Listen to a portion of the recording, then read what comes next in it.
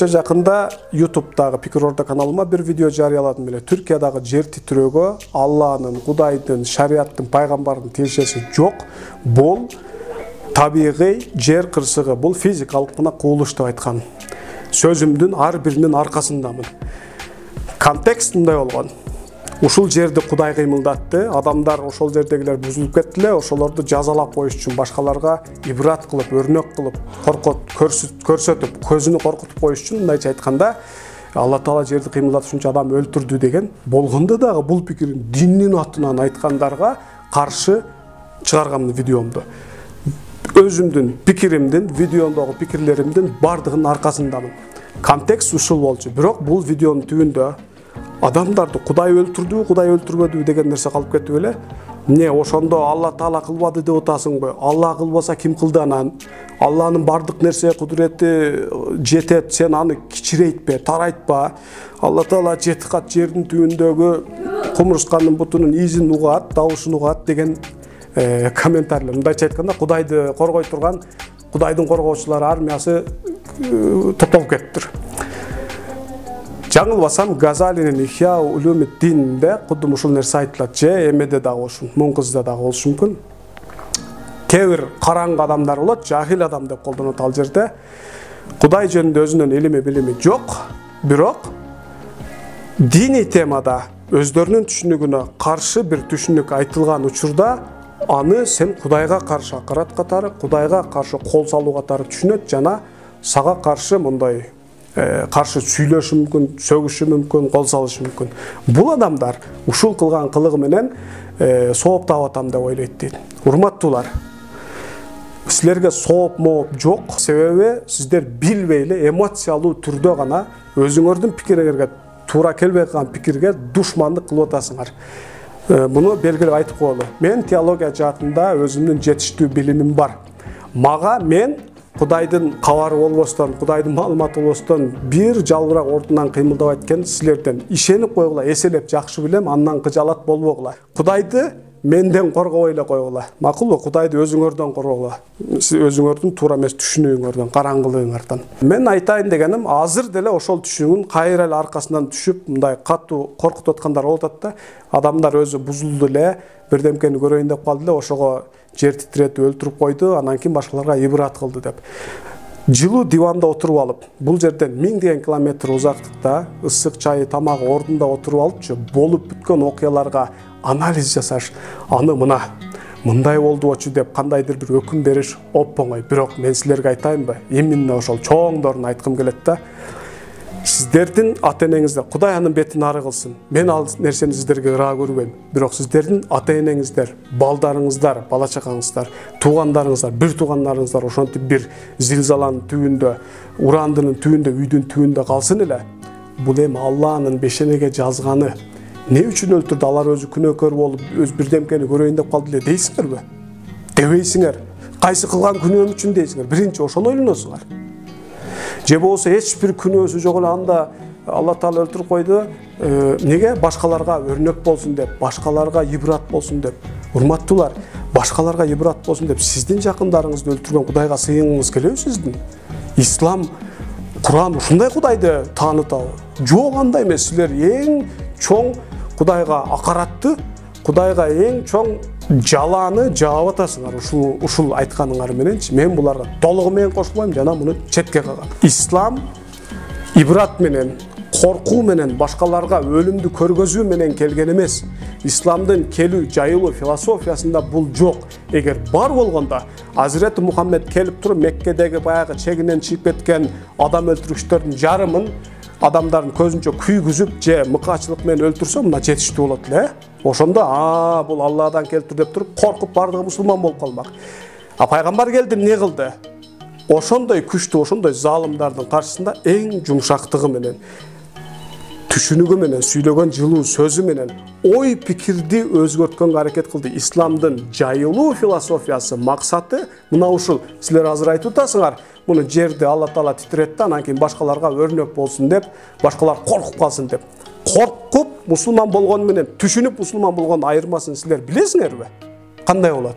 же өзүңөрдүн эле мисалы жаныңарда айталы бир сиз чоң бизнесменсиз мисалы үчүн сиздин жаныңызда сиздин идеяңызга же саясатчысыңар чоң мисалы үчүн партияңар бар чоң бир амбиция менен бийликке кетип атасыңар мисалы үчүн жаныңарда силерден корккон үчүн силер менен бирге болгон адамды кармагаңар келеби же идеяңызга ишенген сиз менен окшош эмоцияны бөлүшө алган максат тилектериңизди туура түшүнө алган кыйынчылыктарыңызды сар санаңызды бөлүшө алган сиз ыйлаган нерсеге ыйлай алган сиз рахат алган нерседен рахат ала алган адам менен жүргүңүз келеби албетте экинчиси да азыр мына ал жерде айтып атасыңар алла таала ошо коркутуп коюш үчүн жер кыймылдатты анан кийин ошон үчүн өлгөндөрдүн эч бир акысын сураган аларга кайрылган эч ким жок бул калгандарга өрнөк болсун деп бул туура эмес ката бул исламга чоң жала кудайга акарат пайгамбарга акарат муну дагы четке кагып атам силер арабчасын окуп деп өөп туруп коюп жүргөн Курандын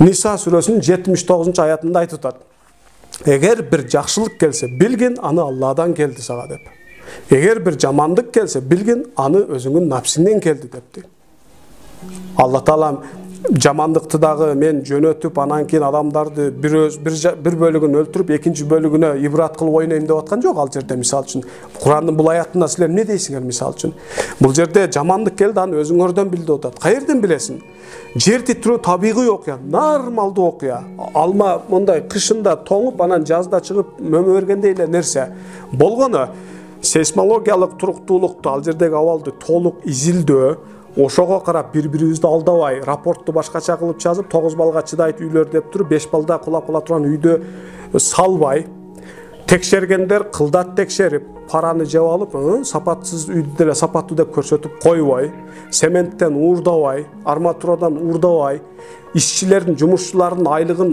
аз берип көп иш кылдырбасак ушул нерселерди жашабайбыз минимум жашайбыз биз айтпайбыз баягы жер кыймылдаса адам өлбөй калат өлсө өлөттүр бирок эң минимум өлөт биз канчалык аз ката кылсак ошончолук жанагы мен айткан темаларда ошончолук аз адам өлөт болчу силер айтып атасыңар бул Кудайдын тагдыры бул аятка эмне дейсиңер ошондо силер мисалы үчүн андыктан Курандын маанисине Курандын аяттарынын айтып аткан бизге берейин деген маанисине идеясына көңүл буруш керек анын арабчасына анан кийин макамына эле маани берип жүрө берген чабалдык болот 1000 деген километр узактагы адамдарды булардын өлгөндөрдүн баары күнөөкөр болду деген кибир бой көтөрүүнү туура деп эсептебейт элем бул исламда арам нерсе ушул нерсени айтуу менен силер арам кылып атасыңар арам ишти кылып атасыңар кантип силер мисалы азыр ошо адамдар өзү бузулуп кетти эле адеби бузулган экен ошон үчүн өлүп кетти деген адамдарыңардын канчасын тааныйсыңар